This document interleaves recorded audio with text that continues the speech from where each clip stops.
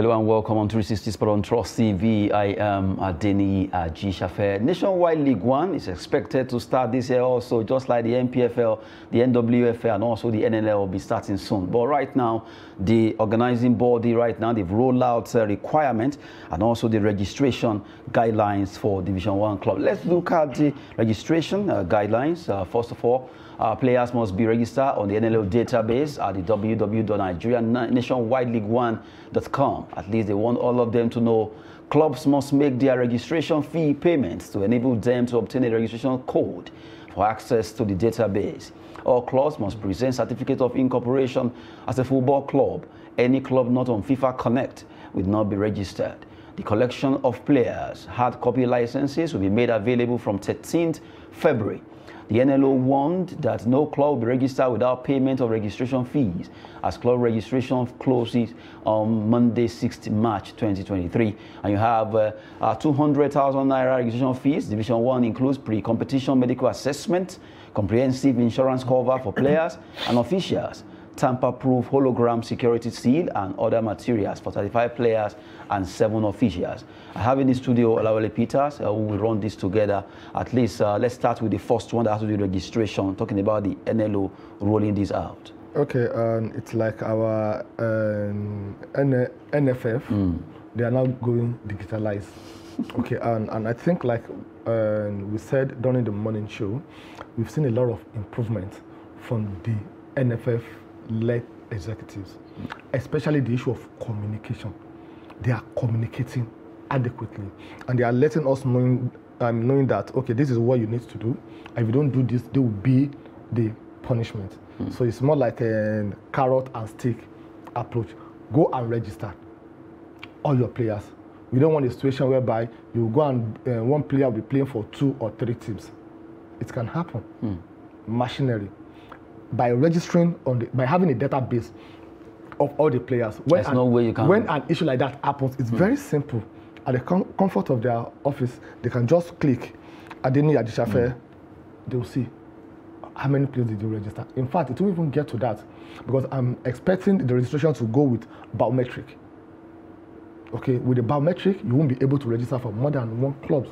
Okay, that shows that we want to get everything right before the commencement of the league. The deadline is when? March, and we are in January.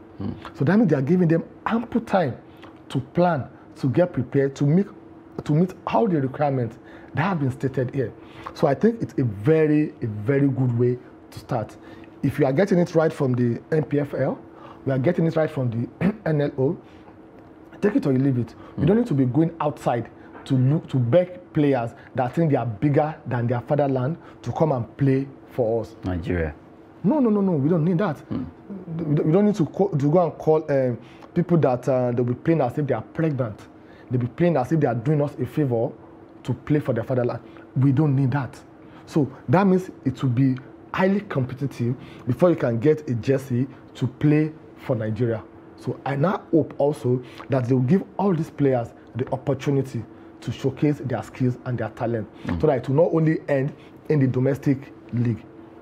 So I think it's a very good one. They should continue what they are doing. We need more awareness to send to all these clubs to let them know that, okay, all your 35 players and the 7 officials, you need to do that one. Then another interesting thing, the amount that you are paying, the 200,000 naira you are paying, they've already highlighted what they will use the money for. So nobody's asking the question that, oh, you're asking us to pay 200,000 naira. What's the money meant for? So they've told us what they want to use: pre-competition medical assessment, comprehensive insurance cover for players and officials, tamper-proof hologram security seal, and other materials for 35 players and 7 officials for 200,000. So I think it is really fair enough. So I think we're about to get it right, and I'm sure we're going to get it right. With these developments, I begin to have faith in the NFF. That's Ibrahim Gusau led NFF executive. I begin to have confidence in them that we'll get it right. Hopefully, we continue to get it right when it comes to football development in Nigeria. Coming from the NLO, that's the secretariat, they are releasing the requirement or registration, rather, of players for this season. Now, let's look at the requirement for stadium approval They also rolled that out. That has to do for any home ground to get the green light. NLO insists that such sport facilities must be fenced with an external wall or perimeter fencing. Such facilities must have a decent functional dressing room for players and officials. Stadium proposed by the club must have a stand for a home team, away team, spectators, and a scoreboard, which could be manual or electronic. The playing turf pitch in the sport facility must be good and well marked, with a good goal post net and corner flags. Clubs have been told to erect TV or camera stand at 10 feet in height. Lastly, any stadium that must get the NLO approval must have decent conveniences for functional toilet facilities for fans. 70% of its matches will be live streamed via the NLO TV channel. This is for the stadium approval. We roll out the registration. Now this is the stadium approval. Very good. For third tier of Nigerian League football.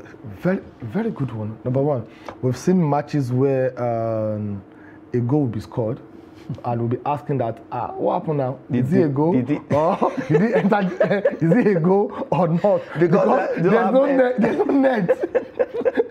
So the referee will not be consulting, the ball went like this, it went like this. No, the ball went like this. So the other side will deny too that nothing like that happened. And they'll be asking the linesman, what happened? I saw the ball, but I don't know, maybe. So it's funny, but that is the situation we find ourselves in this country, but they're trying to rectify that now. A very, very good one. Okay, now another one that we need to look into. Most of these clubs, they are cash crunch. They may not have the money to put all this in place. They may not have the money, take it or leave it. Before you can fence the pitch, the stadium, because they want it to be fenced. That way, stop people, people that want to come and foment trouble. It's for security of the players and the fans. That's number one. Then number two, the facility must have a decent functional dressing room for players and officials. Could you believe that some of these players, when they go to play, they change on the pitch? On the pitch, no place. I'm serious. No place to change. It's very dehumanizing. So they are trying to put in something here. So then you see most of the supporters. That's why most people don't go to watch the ball. They will stand from morning to night. No place to sit. There's no place for them to sit. So what they are trying to, I'm not speaking for them. I don't know what they have in mind, but this is an opportunity for all these clubs to approach the private investors, come and run this as a business with me. When it's come to the pitch, manage my pitch. I have the land, but all this infrastructure, facility, I don't have the money to do it. You do that from the gate fee, you take 20%, you take 30% for the period of 1 year, 2 years, or 3 years. It's business. With that, this can really be done. And if this is not done, the NLO League will just be a waste. And this is where you get more raw talent. Of course. To represent untapped talent to represent the country. I think this is a very good one. This is a very good one. But like I said during the morning show also, the NFFT needs to have in place a monitoring and implementation team to be sure that, okay, once you meet the standard, you don't go down again, because we have that problem in this country. We know how to start very good, but when you get to a stage, it's like, just relax. So you have those people, more like a task force, that their own responsibilities. You go there, you do your inspection every month, quarterly, biannual, to make sure that you put everybody in check, that everybody is doing the right thing. Because even we, as Nigerians, we have that culture, you know, that don't worry, now initial graga, then they do. Very soon now. They'll be tired, Jerry. So, but once they see that, these people, they're not relenting, no, they are still giving it to us, so then things will continue to change gradually.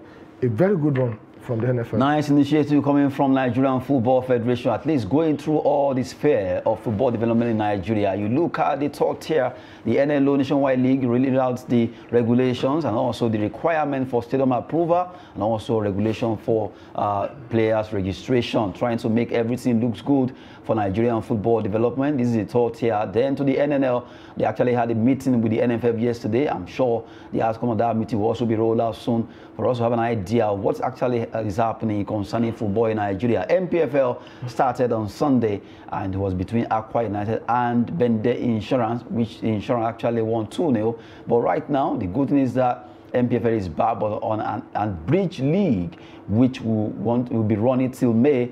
And also, according to NFL president, they will be starting the new league, another one that will be coming up by August. Hopefully, all these plans will work out for Nigerian football. Well, let's leave Nigeria. Let's go international as we take you through some matches that will be coming up today. Inter Milan, talking about Italian Coppa Italia there. Inter Milan to face Parma in Milan. That will be coming up, well, a couple of hours now. Inter Milan will be hosting Parma. And we know, if you recall, Parma went down to the Calciopoli there, and right now they are trying to be fighting for honor against Inter Milan, who, if you want to look at it like you say on paper, you want to tilt towards Inter Milan, but football can be very, very dicey. Yeah, very, very dicey. We saw what the likes of Saudi Arabia did to Argentina. That will continue to be a reference point for years to come. That's the truth. So the same thing can happen also here, but if you look at it on paper, you give it to Inter Milan. But you said something which is very important, and what happens today, this evening, in the next few hours, the Parma wants to play for honor. That you are where you are today, not because we too you are not good now. We used to be here before. Of course. So if they play them without respect, if they play them without any respect, if they don't look at themselves that, oh, we used to be like this now, look at these people, man, look at their boots now. No, I don't want to tackle them. If they play them man to man, definitely we can be heading for a surprise this evening. But the Inter Milan, looking at their last few matches they've played, I think they are really in form, and they're also playing at home, so the home advantage will also count for them.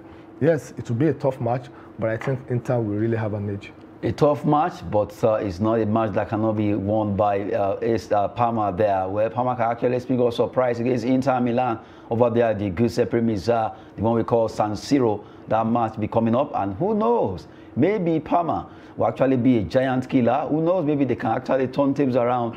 Maybe Inter Milan can also hold their own as a leader that has been reckoned with there concerning all the pundits that will be tilting towards the Nerazzurris, as they are being called. Now, away from that particular game, let's talk about the EFL Cup, where matches will be coming up also. We have Manchester United will be hosting Charlton Athletic in the quarter-final fixtures. And you have Newcastle, as they call them, they will be playing against Leicester City. Leicester City will be away to Newcastle United, and that will be coming up between Newcastle and Leicester. Manchester United, Charlton. Let's start with that. Charlton. Seriously? Seriously. This is what of football. Anything can happen. Anything can happen. But the way you call it Charlton, yes, you are so sure. You know, in football, there is probability. Probability that I can win or I can lose. Okay, now if you look at the Charlton team, they are the underdog. They are coming prepared that we are coming to lose. But they can now come and do what? And win. And win the match. The Manchester United will look at their last 6 matches. I've won my last 6 matches. I've scored about 10 goals without conceding. No, sorry, they conceded last goal against Everton, 3-1. So that I've won my last 6 matches. I've scored about 13 goals. I conceded only 1. So I'm in top form. It can get to my head. But those people coming in is psychology. So they can come in and give them their surprise. We're not saying this because Manchester City doesn't have, Manchester United doesn't have what it takes to win the match. But it's a mind game. I'm going to give it to Charlton to win the match. Okay, while you are giving to Charlton Athletic now, Newcastle versus Leicester. Newcastle United, from the way it is, we saw the match they actually play and losing against Sheffield Wednesday. And now this is another cup, which they are out from the FA Cup now. This is EFL. Would they be looking at, oh, let's see if you can at least maintain this one? Okay, now from their own position, if they have been winning all their matches before meeting Leicester City, I can say probably Leicester City can win the match. Looking at what happened to them against Sheffield United, it means that they have to be very careful. Now, if you look at the league, the Premier League, they are not title contender. They are only trying to play in Europe next season, top 4, if possible. And I see that one happening because they have the best form of defense currently now. They've conceded only 11 goals. So their defense is very superb. Okay, so this quarter-final EFL is like, let me try and see if I can even play in final. It's been long I played in final.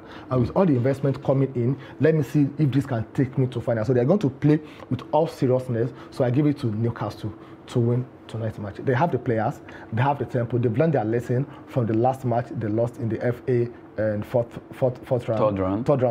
third round. So this one, I think they're going to compensate their fans and to rebuild their confidence in the match coming up. Let's see what the Toons, as they are called, doing against Leicester, so at St. James Park there, as they were playing against Leicester, to see if they can maintain the momentum in the EFL Cup. Right now, they are out of the FA Cup. They were burned out by Sheffield Wednesday on Saturday. What's a way to go? Manchester United will also be fighting hard against Charlton Athletic, although Olawale Peters actually tilted towards shouting, we need that particular game. We wait to see who wins this battle between Manchester United and Charlton, Newcastle, Leicester. We quickly look at 2 or 3 more stories before we wrap it. So let's talk about a particular man that he was with Belgium at the World Cup. We saw what Belgium did despite having so much talent. And now Portugal have actually appointed Roberto Martinez as head coach. I still don't know how they do it. We saw what, because a lot of people were looking at, if you couldn't achieve this with a very, some set of star players, you can merge it with both youthful and experienced Belgian team, and they could not perform at the World Cup. Now he's going to Portugal. He has already joined them as their coach. Okay, and if you look at Roberto Martinez, if you look at his coaching career, he was at Swansea, Wigan Athletic, then Everton, before he went to Belgium. Before he got to Belgium, he has never coached a star-studded team before in his career. So how to manage all these stars, it's even a problem on its own. Take it or leave it. As before the World Cup, I think Belgium was rated as the second best team in the world with all the stars that they have. Maybe it doesn't have what it takes to manage those stars to give them the results. He has his own style of play, because during his playing career, he was a defensive midfielder. So probably he's still a defensive-minded player. I'm sorry, coach, that okay, this is what I want to play. But when you have the likes of Kenny De Bruyne, you have the likes of Lukaku, you have the likes of Hazard and Co. All of them. You now want to change them from their own style of play to switch your own style of play. You're going to meet the brick wall.